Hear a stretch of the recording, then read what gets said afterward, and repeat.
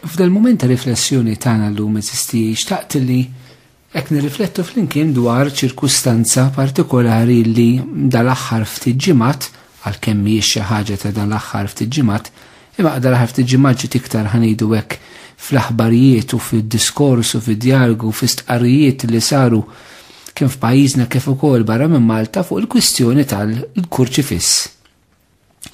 Il-kurċifiss jekk għandux jitneħħa minn postijiet pubbliċi, il-kurċifiss jekk għandux jinżamm f'postijiet pubbliċi. Smajna b'deċiżjoni ta' qorti partikolari li tagħti direttiva li l-kurċifiss jitneħħa minn qabel minn ma qabelx ma' raġunijiet differenti. Jiena x'naqsam magħkom ftit ħsibijiet eżisti li nixtieqkom tirriflettu fuqhom bħala nsara llum il-ġurnata. Ħafna mid-dibattitu kien ir-raġuni għaliex daw il-kurċifiss għandu jinqala. U kien hemm min qed jirraġuna li jisma' qegħdin ngħixu fi żmien meta l-kultura tbidlet, il-kultura m'għadix dik biss nisranija jekk neħdu l-każ tal-Ewropa, però għandna reliġjonijiet differenti li ngħixu flimkien. L-istat mhux qiegħed hemmhekk sabiex jippromovi xi reliġjon partikolari, imma l-istat irid ikun id-dar ta' kulħadd, u allura m'għandha tingħata l-ebda preferenza lejn xi reliġjon partikolari jew aktar minn hekk illi r-reliġjon m'għandix irwol u allura s-simboliżmi reliġjużi wkoll fix-xena pubblika. Ir-reliġjon nitfuha biss fix-xena privata. Jiġifieri marbuta mal-idea tal-kurċifiss li jitneħħa warajha imma aktar dal-element dibattitu diskussjoni fina jekk ir-reliġjon għandix irwol fih dan is-soċjetà. Jiena nixtieq li nirriflettu ftit fuq din il-ħaġa wkoll eżistijej illi ma naqbdux nibbilgħu kull ma nisimgħu daqs li kieku huwa verità. Ir-reliġjon eżistijej illi ma hi reliġjon tappartieni għan-natura tal-bniedem. U l-bniedem fih innifsu huwa esseri reliġjuż. Il-bniedem għandu dan l-element reliġjuż fih innifsu illi naraw illi hija l-bażi fil-fatti tal-espressjoni reliġjuża fid-diversi reliġjoni differenti. Din naraw li tmur antik, fl-antik fil-qedem ħafna fl-istorja tal-bniedem. Aħna u Malta għandna tempji eżistijej neolitiċi illi juruna anka din il-verità. Huma xi ħaġa unika fl-istorja tal-umanità. Il-bniedem huwa essi reliġjuż, però daqstant ieħor il-bniedem huwa wkoll persuna li jgħix f'komunità, f'komunjoni, f'soċjetà. U jekk il-bniedem u essi reliġjuż ma jistax ikun illi fir-relazzjoni tiegħu fis-soċjetà iħalli parti minnu il-barra minn dan kollu. Il-bniedem huwa esseri apparti li huwa reliġjuż huwa bniedem ukoll jikkomunika. Ma tistax tgħidlu isma' l-komunikazzjoni tiegħek ħalli jaf xi ħaġa b'mod privat. Le, imma xi ħaġa li tidħol fl-ambitu soċjali wkoll. Jiġifieri aħna ma nistgħux naqbdu parti mill-bniedem u ngħidulu dik isma' mhux se tidħol fil-ħajja tiegħek fil-pubbliku għaliex fl-aħħar mill-aħħar dak li jmiss il-bniedem fih innifsu b'dak kollu l-bniedem sejjer jirrelata, dak kollu li huwa hu. U allura daqstant li nippruvaw npoġġu fil-ġenb eżisti reliġjon fl-aħħar mill-aħħar. Dina mi ħadd irnexxi xejn u ma ħadd irnexxi imkien. Anka meta kien hemm prova jagħmilha l-komuniżmu, naraw illi wkoll waqa' dan. It-tieni punt li xtaqt nirriflettu dwaru eżistijej hija ir-raġuni mhux għaliex is-salib għandu jitneħħa, kif uħud din jargumentaw li dan għandu jiġri, imma min qed jgħid li s-salib għandu jibqa'.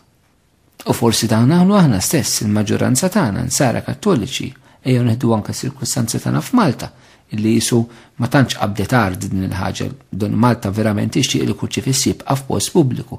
Imma x'inhi r-raġuni għalfejn irriduha din il-ħaġa? Tajjeb li nistaqsu din il-mistoqsija. Mhux ir-raġuni għalfejn iridu naħu s-salib, ir-raġuni għalfejn iridu nħalluh is-salib. Għaliex jista' jkun li aħna rridu nħallu s-salib għal raġunijiet żbaljati wkoll. Jista' jkun li aħna rridu nħallu raġunijiet irħallu s-salib biss għal raġunijiet kulturali, għal raġunijiet storiċi, għal raġunijiet li aħna qegħdin hemmhekk biex forsi niftaħru bihom u rridu l-preżenza ta' Ġesu mislub, di ċertament hija ħaġa tajba, imma b'ċertu sens ta' patriottiżmu, ċertu sens ta' ħankun goff nistendulu wkoll fanatiżmu. Ir-raġuni vera aħna nifhmu il-kurċifiss x'jissimbolizza. Nifhmu l-kurċifiss verament fil-ħajja tagħna nisranija x'qed ifisser. Aħna rridu li l-kurċifiss jibqa' hemmhekk imwaħħal fl-iskejjel, fil-postijiet pubbliċi, fl-isptarijiet, fl-uffiċini tal-gvern. Imma maħna mbagħad li mħabba tagħna f'dawn l-istess postijiet fejn jridu l-kurċifiss jidher qiegħda tirrifletti li mħabba ta' Ġesu mislub. Jew irridu l-kurċifiss fuq il-ħitan u mbagħad irridu l-pornografija fuq l-internet fl-istess uffiċċju. Jew irridu l-kurċifiss fuq il-ħitan u mbagħad irridu nagħmlu l-inġustizzji fl-istess kmamar fejn għandna l-kurċifissi mwaħħlin. Jew irridu l-kurċifissi fuq il-ħitan u mbagħad neżerċitaw nuqqas kbir ta' mħabba bejnietna quddiem ix-xbieħa tal-kurċifiss. Irridu kurċifissi imwaħħlin mal-ħitan imma din inħobbu l-Ġesu li huwa mislub f'tant nies li qed tibatu. Mhix qed ngħid li għandna naħu l-kurċifiss l-ewwel wieħed jiena kontra li l-kurċifiss jitneħħa, l-kurċifiss għandu jibqa' għaliex għandu valur mhux biss għal min jemmen anke għal min ma jemminx. Għal min ma jemminx il-figura ta' Ġesu mislub tfakkarna li tbatija terbaħha bl-imħabba. Tfakkarna fil-valur tal-maħfra anke meta ħattort jemlek l-ħsara, temmen jew ma temminx. Il-kurċifiss il-valur tiegħu għal kull bniedem għal min jemmen u għal min ma jemmenx. Imma lina li nemmnu irridu l-kurċifiss hemmhekk ġast biex jagħtina sens ta' identità kulturali, patriottika, storika, imma fir-realtà l-ħajja tagħna kemm qed tiġi konformi u tixbaħ il-Ġesu mislub. U l-Ġesu mislub xi jfisser eżistej fil-ħajja tagħna? Aħna li qegħdin ngħidu li rridu li l-kurċifiss jibqa' mwaħħal imdendel. X'qegħdin nistqarru b'daqshekk? Daqshekk qed nistqarru li aħna nsara għax irridu l-kurċifiss imdendel nistqarru li aħna msara. Ċertament huwa espressjoni u turija tal-fidi nisranija tagħna. Però nodu attenti li ma jkunux aħna l-insara stess li mill-kurċifiss nagħmlu karikatura. Li mill-kurċifiss inħallu preżenza hemmhekk misluba, però mbagħad il-ħajja tagħna ma tirriflettix din ix-xbieħa. Li aħna ma nsunux realtà ħajja ta' Ġesu mislub. U allura kurċifiss l-ewwel ħaġa ssir jfisser l-imħabba kbira li Alla għandu lejn il-bniedem. L-imħabba li twassal li inti tissalla bħal dawk li inti tħobb, l-imħabba li twassal verament għadbatija. L-imħabba li twassal biex tagħmel kull sagrifiċċju għal persuni li inti tħobb. Ejjew noħdu eżisti fil-kuntest ta' żwieġ u l-familja din f'pajjiżna. Aħna qegħdin ngħidu l-kurċifiss irdu jidher, ma rridux inneħħuh. Però jista' jkun li aħna qegħdin neħħu s-salib mill-imħabba. Jista' jkun li aħna rridu neħħu s-salib minn żwieġ, jista' jkun li aħna rridu neħħu s-sagrifiċċji mir-relazzjonijiet tagħna.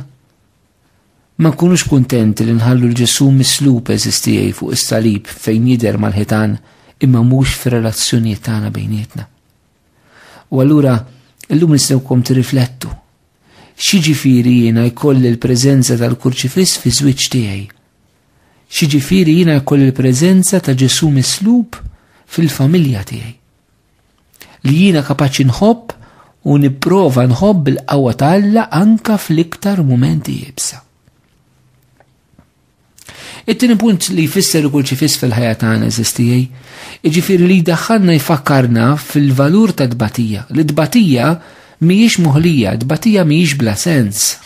It-tbatija mhux bil-fors le titwaslek għad-disperazzjoni, għall-alienazzjoni, għall-atejiżmu li twaslek tidaj, li twaslek titoħodha kontra ta' Alla. Imma tbatija maquda ma' Ġesu ittik is-sens li inti tista' tibdilha f'qawwa illi ssalva lil ħaddieħor fl-imħabba. U allura l-preżenza tal-kurċifiss eżistija preżenza ta' tama fis-soċjetà tagħna. Ta' tama li tbatija mhijiex l-aħħar kelma, it-tbatija tintrebaħ, il-mewt se tintrebaħ. L-imħabba għandha l-qawwa li tirbaħ eżistijej u li Ġesu rebaħ il-mewt, rebaħ is-sofferenza. Imma aħna fil-ħajja tagħna fil-verità ngħixu stil ta' ħajja li jirrifletti din ir-rebħa ta' Kristu fuq id-dnub, din ir-rebħa ta' Kristu fuq il-mewt, din ir-rebħa ta' Kristu fuq is-sofferenza tagħna. Għax dak li jfisser Ġesu mislub. Issek aħna dan irriduh biss imwaħħal fuq il-ħitan, imma mhux ħajf ħajjitna jekk aħna maħniex ħanidħlu f'din ir-rebħa tal-mulej Ġesu. Allura aħna eżistijej nkunu qegħdin minn barra nistqarru mod imma ħajjitna mhix tistqar dak li nippruvaw nistqarru bil-ġesti bis-simboliżmi tagħna li huma tajbin. Però mistoqsija li nagħmlu ħajti qiegħda tirrifletti l-Ġesu mislub. Ħaġa oħra eżisti li Ġesu kurċifiss ifakkarna fiha mela rajna li maħabba, rajna is-sens ta' tbatija li jintrebaħ bil-qawwa ta' Ġesu. L-solidarjetà tagħna t-tielet punt mal-fuqra. Is-solidarjetà tagħna ma' min qiegħed ibati. Kemm aħna soċjetà, kemm aħna knisja li aħna nfittxu fil-verità il-fqir u l-batut. U kif kienet tgħid Madre Teresa li nfittxu l-ifqar fost dawk li huma l-foqra.